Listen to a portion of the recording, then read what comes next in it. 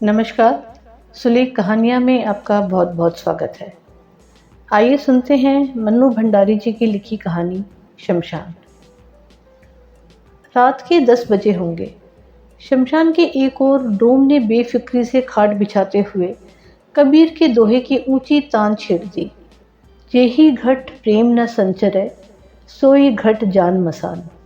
शमशान का दिल भर आया।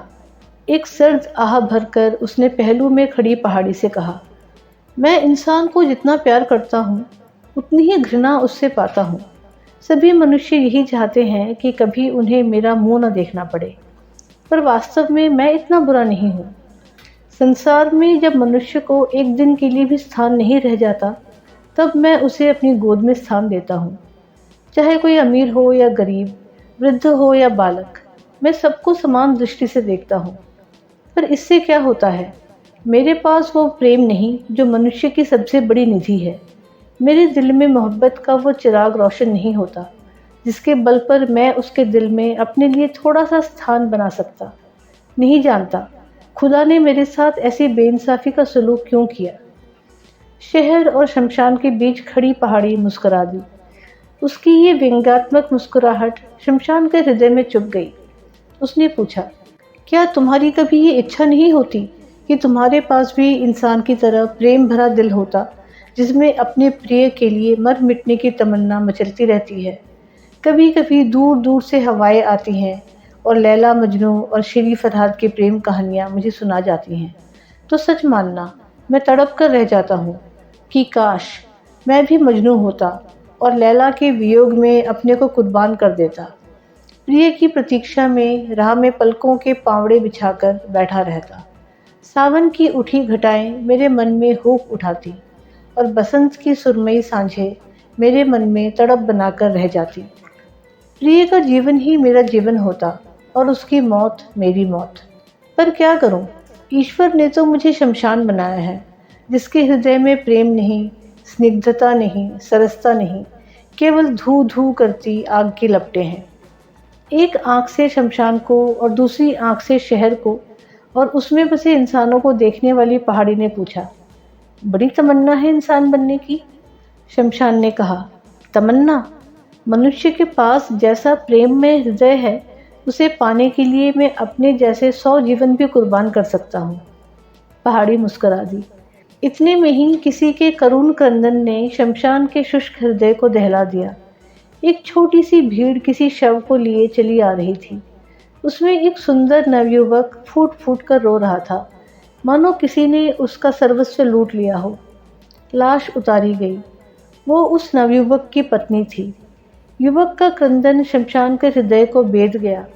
सारा क्रियाकर्म समाप्त कर जैसे तैसे उस युवक को संभाल कर वो लोग ले गए और शमशान सोचता रहा, कितना प्यार करता होगा ये अपनी पत्नी को। काश मैं भी किसी को इतना प्यार कर सकता। दूसरे दिन सांझ के धुंधले प्रकाश में शमशान ने देखा, वही युवक आ रहा है।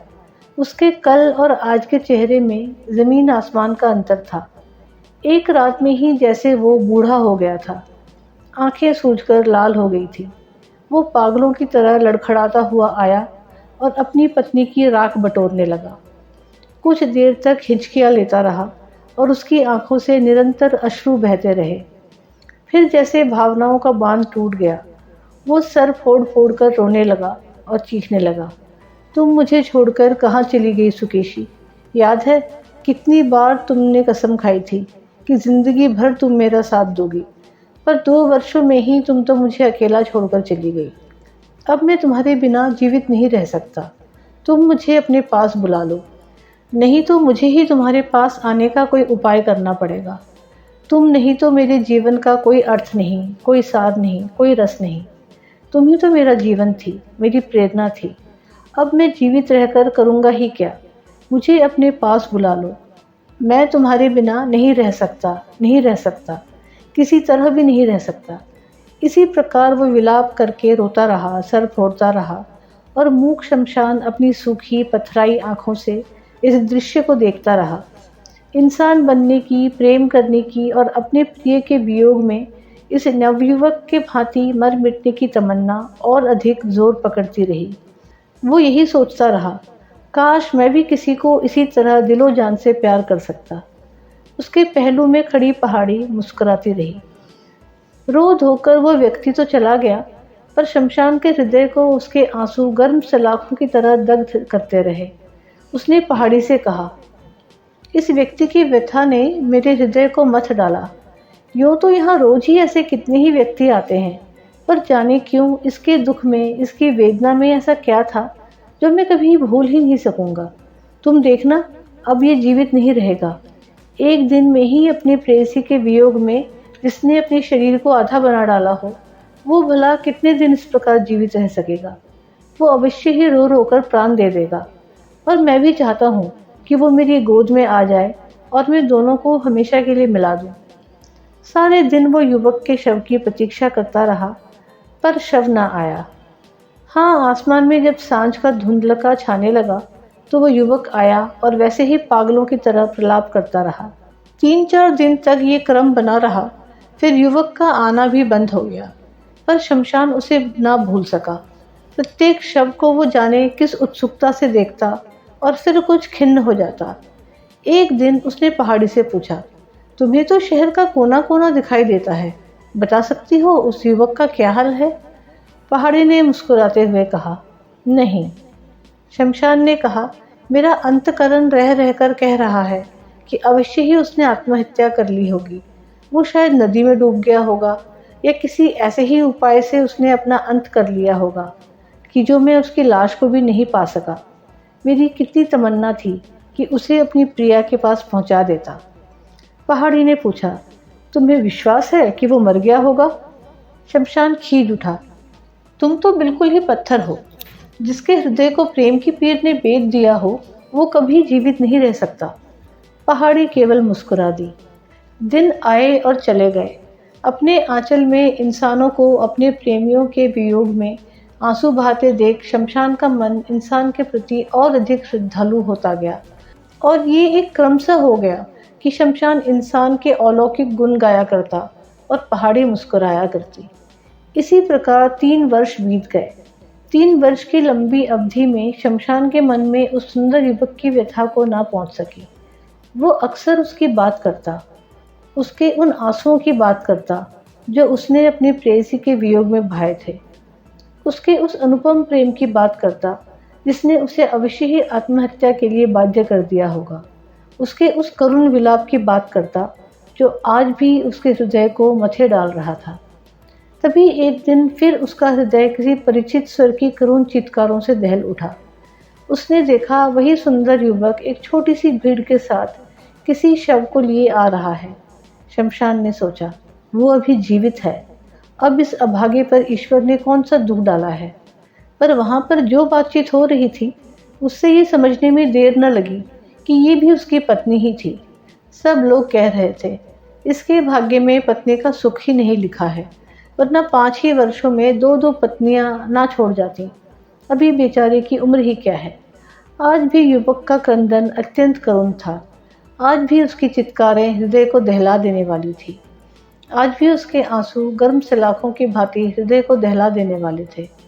उसके पहले दिन के रूप में और आज के रूप में कोई विशेष अंतर नहीं था। जैसे तैसे धीरज बंधाकर और पकड़ पकड़ कर लोग उसे ले गए।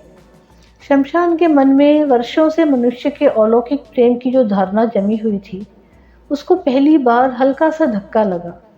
संध्या समय वो युवक फिर आया और अपनी पत्नी की राख में लोट लोट कर विलाप करने लगा। मैंने सपने में भी नहीं सोचा था कि तुम मुझे इस प्रकार छोड़कर चली जाओगी। यदि मुझे इस तरह मझधार में छोड़कर जाना था तो मेरा साथ ही क्यों दिया। अब मैं तुम्हारे बिना कैसे जीवित रहूँगा। तुमने अपनी मधुर मुस्कानों से एक दिन में ही मेरे मन से सुकेशी की व्यथा पहुँच दी थी। मैं मन प्राण से तुम्हारा हो गया। तुम ही तो मेरी प्राण थी। अब ये निष्प्राण देह कैसे जीवित रहेगी, कितने दिन जीवित रहेगी। मुझे अपने पास बुला लो। अब मैं इस संसार में नहीं रह सकूंगा। सुकेशी तो मेरी अनुगामिनी थी, इसलिए मुझे उसका अभाव नहीं खटका, पर तुम तो मेरी सहगामिनी थी। हम तो 2 शरीर एक प्राण थे। जब प्राण ही चले गए तो शरीर का क्या प्रयोजन। इसी तरह वो रोज आता, घंटों विलाप करता और चला जाता। उसके आंसुओं में कुछ ऐसी शक्ति थी, उसके विलाप में कुछ ऐसी सच्चाई थी कि शमशान के मन में पहले जो एक हल्की सी संदेह की रेखा उभर आई थी, वो भी मिट गई। एक बार फिर शमशान उसके शव की प्रतीक्षा करने लगा, और अधिक दृढ़ विश्वास के साथ कि इस धक्के ने अवश्य ही उसके जीवन का अंत कर दिया होगा। शमशान बराबर मन में ये साध संजोए बैठा रहा कि कब वो उस युवक और उसकी पत्नी को अपनी गोद में सदा के लिए मिला दे। ऐसा मिलाप जिसमें वियोग का भय ना हो, बिछुड़ने की आशंका ना हो। पर उसका शव ना आया। उसके हृदय की लालसा लालसा बनी रही। फिर वही ढर्रा चल पड़ा। रोज ही ना जाने कितने शव जलते, मनुष्य रोते। शमशान मनुष्य के अलौकिक प्रेम के गुण गाता और पहाड़ी मुस्कुराती। अंतर था तो केवल इतना कि शमशान के स्वर में कुछ उतार आ गया था और पहाड़ी की मुस्कुराहट में व्यंग कुछ अधिक स्पष्ट और प्रखर हो गया था। 2 वर्ष भी नहीं बीत पाए होंगे कि शमशान के कानों में फिर वही परिचित स्वर सुनाई पड़ा, और उसके आश्चर्य का ठिकाना नहीं रहा जब उसने देखा कि वो युवक इस बार अपनी तीसरी पत्नी के शव को जलाने आया है। उसने सोचा शायद बिना प्रेम के ही उसने मजबूरी में विवाह कर लिया हो, पर उस युवक का विलाप सुना तो वो भ्रम भी जाता रहा। आज भी उसका क्रंदन उतना ही करुण था। आज भी उसकी चित्कार हृदय को दहला देने वाली थी। आज भी उसके अश्रु गर्म सलाखों की भांति दग्ध कर देने वाले थे। उसके पहले वाले रूप में और आज के रूप में कोई अंतर न था। उसकी बातें भी वही थी।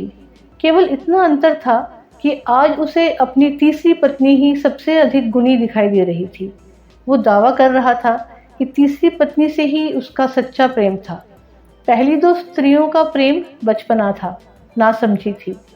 पहली उसकी अनुगामिनी थी, दूसरी सहगामिनी, तो तीसरी अग्रगामिनी थी। उसकी पथ प्रदर्शिका थी, जिसके बिना वो एक कदम भी जीवित नहीं रह सकता। वही पुरानी बातें, वही विलाप, वही क्रंदन, मानो इसका भावना के साथ कोई संबंध ही ना हो। कंठस्थ पाठ की तरह वो उसे दोहरा रहा हो। मनुष्य के अलौकिक प्रेम की जिस भावना को शमशान अपने हृदय में बड़े यत्न से संजोए बैठा था, उसका वही हृदय इस दृश्य से पत्थर हो गया। वो अवाक विमूढ़ सा देखता रहा। उसकी दृष्टि पथराई हुई थी। उसमें एक प्रश्न साकार हो उठा था। पहाड़ी ने उसकी ये हालत देखी तो तरस खाकर बोली, सचमुच तुम मूर्ख हो।